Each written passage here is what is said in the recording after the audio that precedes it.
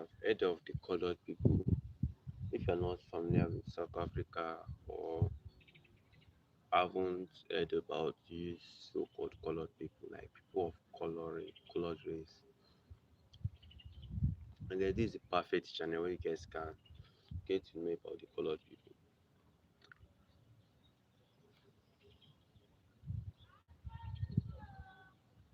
Actually, the colored people of South Africa are people of multiracial ethnicity. Like these are people who actually have lot of, like, let's say, more genetic uh, gene, or let's say of more genetic properties. Like these are people who are like mixed, have like, let's call more diverse people, genetically diverse people. People have more genetic, racial genetic makeup. These are who you call the colored people. And back then, if you guys were actually familiar with my video, when I was talking about the Dutch travelers who actually settled in South Africa whenever they were coming from western part of of Africa, then we stop by at Cape Town due to the fact that the weather is actually favorable for them. And when comparing it to Europe, like the weather is very, very, very perfect for them. So these guys actually decided to settle in Cape Town, Western Cape. And there was also this issue of them bringing their family to where they live. Like their family lies over 6,000 kilometers. So since then, they started to interbreed with their slaves, like they are slaves from Eastern Asia, like Eastern. There are these people from Dutch colonies. There are people from present day Indonesia, the Khoisan people, the Asa, the Zulu. Although people call it Xhosa, the Asa people, and where you can find the population of the Africans actually now is about 5.6 million people. Yeah, there are about 5.6 million with 330 something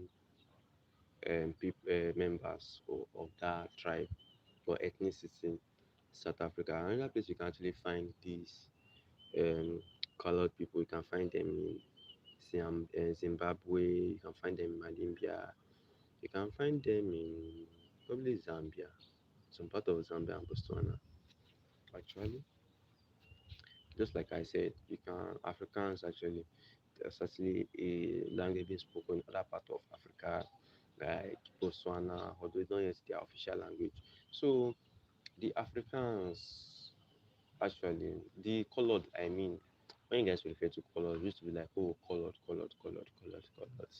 So who are actually these colored people?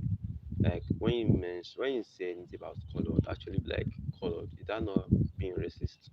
Is that not a negative word? Like, oh, but in South Africa, when you say someone is colored, it doesn't mean anything. This means you're actually referring to a particular group of people, like the people of a particular race or ethnicity. Let's put it like that.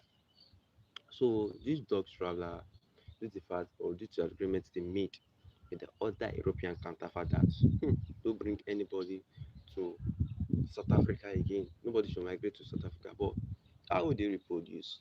Like, let's ask them, how would they reproduce? So they made a decision like, well, let's begin to copulate, like to have what are they calling it? Fun, or let's say to interbreed with our slaves, with our African slaves.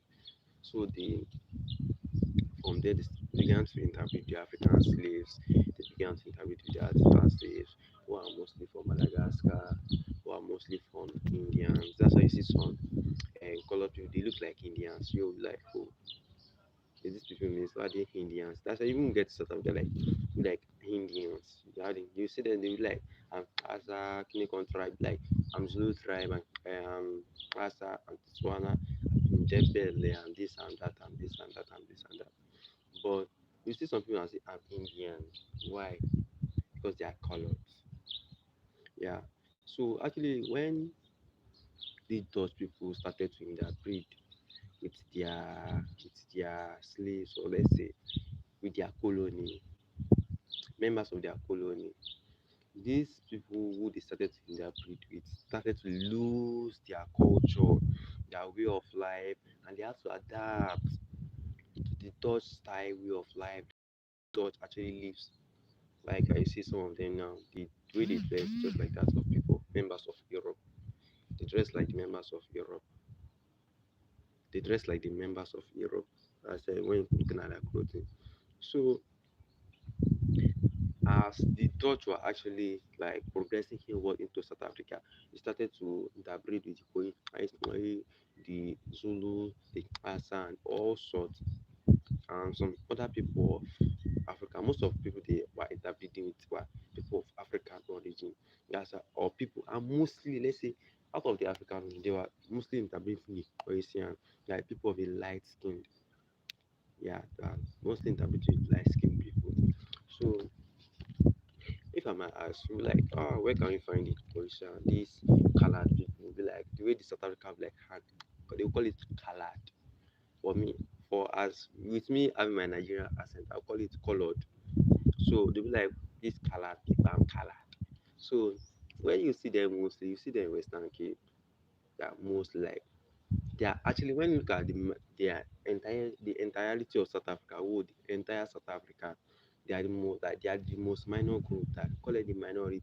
But when it comes to Cape Town, like Western Cape, they actually looking at their population, they consist of 45% of the population of Cape Town. You see them in Pretoria, Johannesburg, Port, Port Elizabeth, and so on and so forth.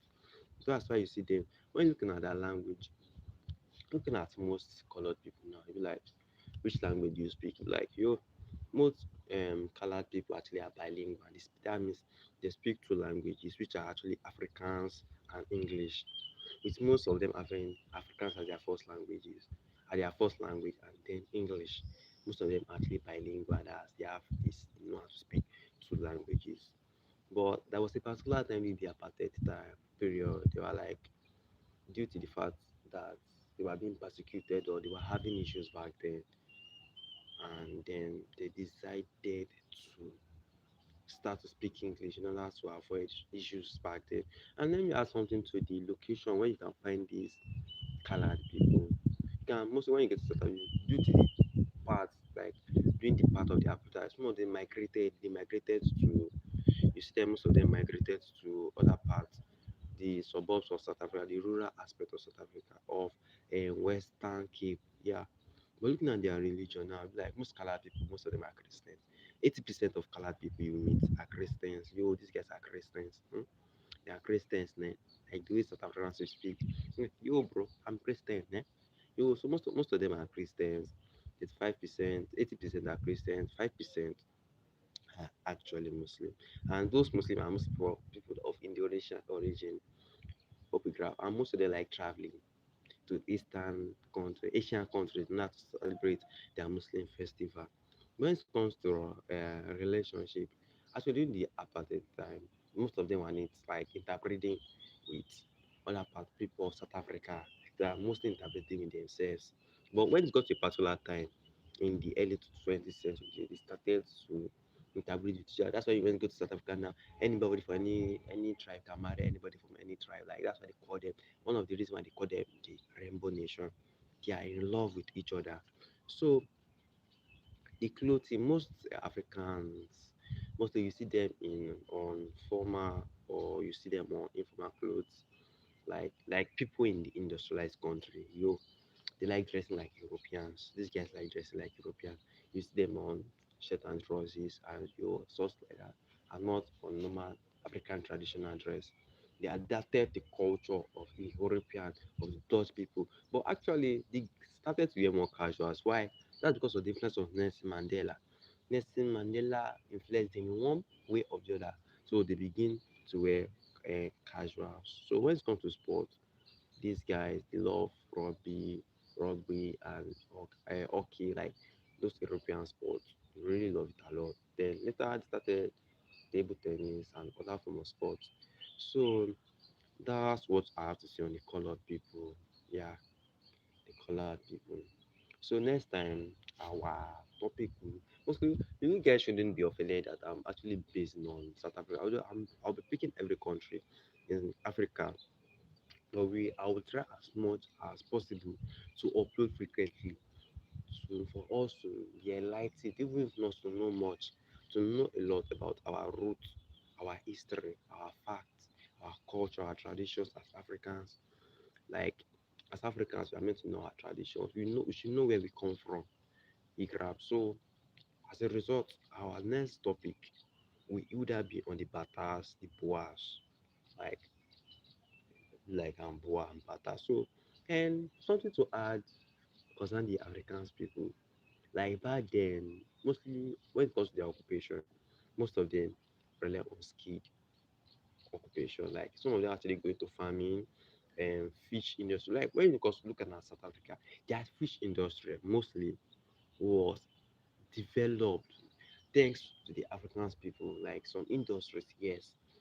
Talking about the occupation, I'm sorry for not adding that. Looking at the occupation of these Africans people, fishery, some of them like, but when it comes to pumping too, they like pumping, and when it comes to professional jobs, some of them like the engineering, teaching, and they love it because like when you go to South Africa now, you see most of the beautiful, fancy buildings. The oh wow, go like yo, I'm impressed with these buildings. I'm impressed with that. I'm impressed. You should be thankful to the Africans. They are actually a major contributor to the beautiful buildings you actually see in uh, in in South Africa. Yes, in Mzanzi, that's South Africa. So let us get used to the way we call each country. You understand? Yeah, like Nigerian giant of Africa, Africa, and only for South Africa, I call them Mzanzi. I call them the Rainbow Nation.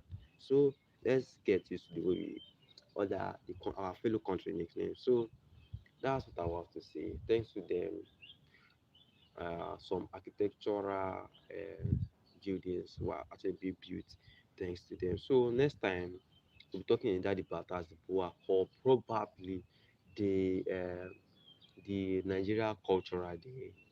Yeah, being Nigeria Cultural Day was this. Although we'll be touching every country, yes. So everybody from every part of the country, from different countries, should be actually patient. So I'll try as much as possible to touch everybody's country because African history is very, very large. Our root is very deep. Our tribe, our culture is very, very diverse. So, guys, thank you very much for clicking on this down and watching our video. Kindly like, subscribe, share. You can also tell your friend, oh, African Nerd. I'm African Nerd. So you can introduce this channel to your friends so they can get to watch this video. So thank you very much, guys. Have a wonderful day. Bye.